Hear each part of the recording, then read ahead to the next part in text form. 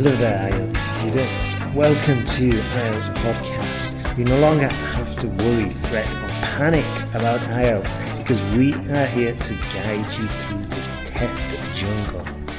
Enjoy these IELTS tutorials, and if you need more help or want to access the famous online course, you can visit us at IELTSPodcast.com.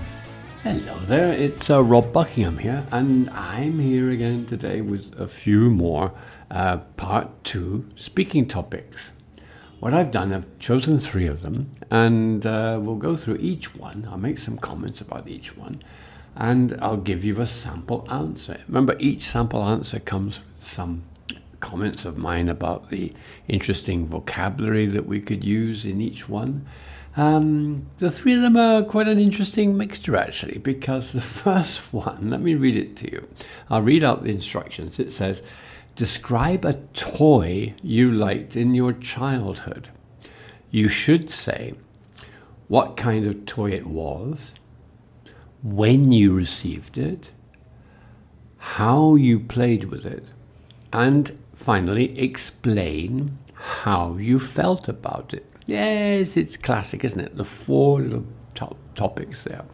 What, when, how, explain why, explain how, etc. Well, this could be a tough one. It depends how old you are. If you're really old like me, you've got to think, oh my God, that was a long time ago. My childhood, toys in my childhood. I can't remember. Well, I thought of this. Here we go. This is my answer, my sample answer. Okay, here we go. Ooh, toys. That's going back a bit. I mean, if you mean the soft toys you get when you're small, I can't remember them at all. But I guess the one toy I had when I was a kid that stands out in my memory above all the others was this toy racetrack. I think I must have been about 8 or 9 years old at the time. It was for my birthday. I know that. I remember it was wrapped up in gift wrapping paper, and I carefully unwrapped it in front of them, my mother and father. The look on my face when I saw what it was probably gave away how happy I was. It was in a big box and came complete with a set of 4 little brightly coloured racing cars, though only 2 could race on the track at any one time. My parents really weren't the kind to lash out on expensive toys for me or to spoil me with too many treats, so this was something special for me. It wasn't really the kind of toy you can play with on your own. For a start, you have to set up the track, putting the straights and bends pieces together that make up the track, and you could do it in different ways, in fact. So I played mostly with my dad and sometimes with friends who came around. With my dad especially, we used to imagine each car was driven by one of the famous Formula One drivers of the day, and we would race as fast as possible using the simple remote to speed up and slow down. Well, I don't know. I suppose in a way it was a kind of learning tool in that it helped you to teach you hand-brain coordination through using the remote control and judging speed and handling the bends and so on. I mean, my parents always seemed to be giving me educational toys, a game which helped you with basic arithmetical calculations. That was when I was about 5, a chess set a little later, and lots of Legos to build up my construction skills and stretch my imagination too, I guess. But the racetrack, I loved playing with it, especially because it meant I could spend time, what do they call it these days? Quality time with my dad, because he was always busy at work during the week. And maybe because he used to let me win the race most of the time. I was talking to my mother by phone the other day. In fact, she never throws anything out, and she told me it was still around somewhere and that she'd like to hand it down to her grandchildren one day. Okay, that was it. I mean, I found that quite an interesting one. I had to really think hard about, toys I had when I was a kid. But think of any toy. Describe it, how you felt about it, how you played with at the time, and so on and so forth. Do you still have those toys? That's a good point, I think, to mention in your talk. Is it still around? Do you keep it? Or did you throw it away or whatever, or give it to your own children or to a nephew or niece? Okay, let's go on to number 2. Number 2 moves on to this topic. It's a kind of topic which is very common, I think, in IELTS Speaking Part 2. You're going to talk about a person. It could be someone you know. It could be someone you admire. It could be a family member. In this case, it's a famous person. I mean, do you take an interest in anybody famous? Here's a topic. Describe a famous person you are interested in. You should say who this person is and how do you know about him or her. What sort of life did the person have before becoming famous? How did this person become famous? And finally, explain why you like this person. I think it's quite an interesting variation on the topic, this, because the second question, what sort of life did the person have before becoming famous? Do you really know? I mean, do you follow this person so closely you know everything about them? I know that a lot of people do know a lot about a person that they admire or like. It could be a film star in sports or whatever, even a businessman, I suppose. But it may be, how do we talk about things we don't really know much about? Well, let's go. This is my sample answer. Okay. I'm not the kind of person who follows the famous online through Twitter or Instagram or whatever, to be honest. However, one person I tend to read about whenever she's in the news is the Swedish climate activist, Greta Thunberg. I don't know if it's Thunberg or Thunberg. Anyway, there you go. It must have been about 4 or 5 years ago that she first came to my notice. Well, not only mine, of course. Her school strike for climate protest movement was headline news. And her presence at the 2019 UN Climate Summit, where she gave a speech condemning world leaders for their inaction, really put her in the spotlight. I know next to nothing about her life before she first became front page news, though I read one article about her family background as the daughter of artistic parents and the fact that she became very withdrawn in her early teens, did not socialize with her peers, and had a hard time at school.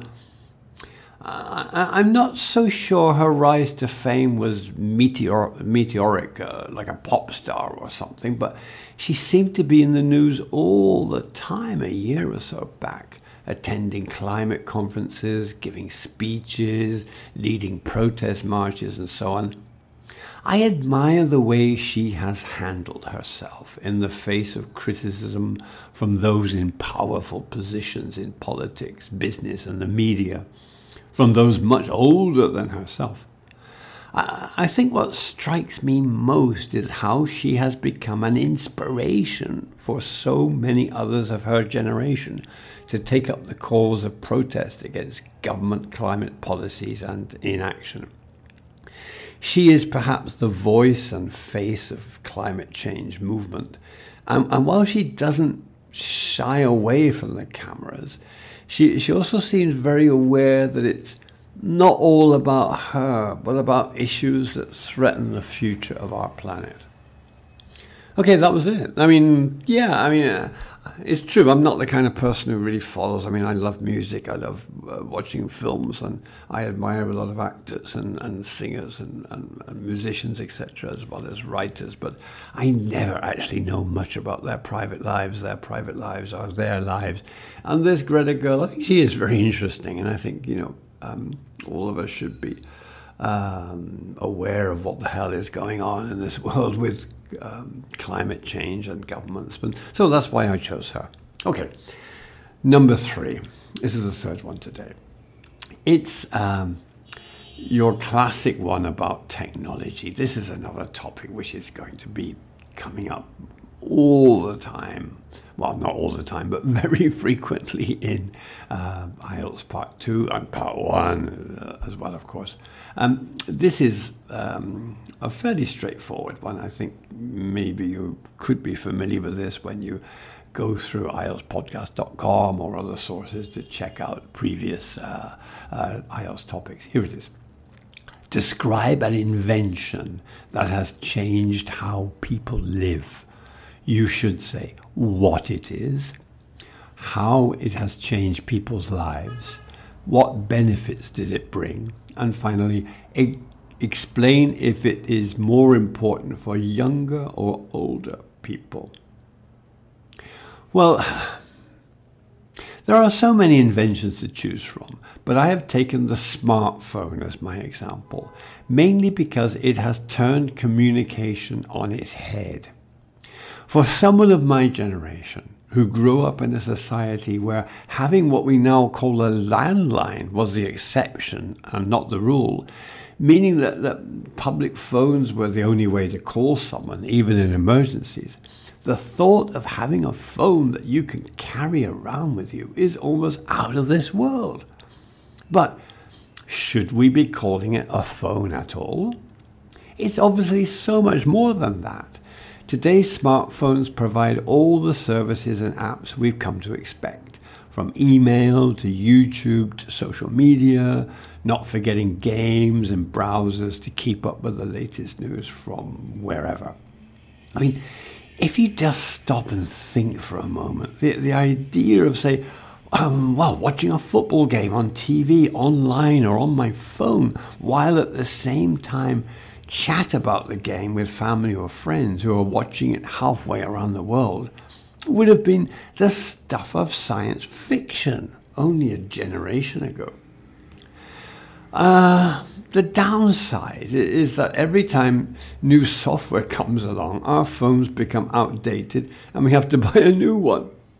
So that's one reason why they're all not all good news. Also, they may be incredible communicative tools as well as sources of entertainment, but we've all seen people with their heads buried in their phones, ignoring those around them. It certainly has had an adverse effect on face-to-face interaction, though I guess you see how that has had an impact on social behavior among the young people rather than older people.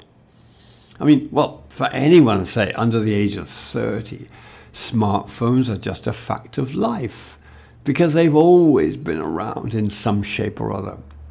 Older people probably use them more as phones or for texting and social media and for news, while younger users might play more games, listen to music and go for, I don't know, TikTok rather than Facebook. I mean, whatever the age, whatever the use, these devices are here to stay.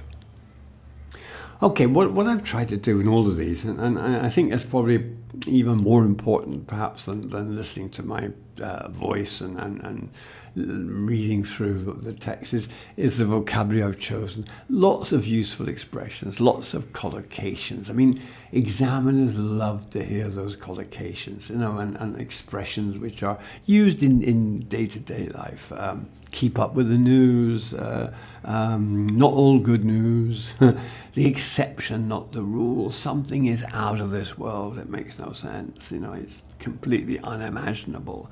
And it's just a fact of life. It's just normal. We just take it for granted, etc.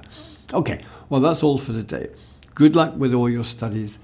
Keep going, keep listening, keep getting in touch with IELTS Podcast, not only with speaking, but with your writing skills, using the different services they provide there. And I'll speak to you again soon, okay? Okay, well, bye-bye.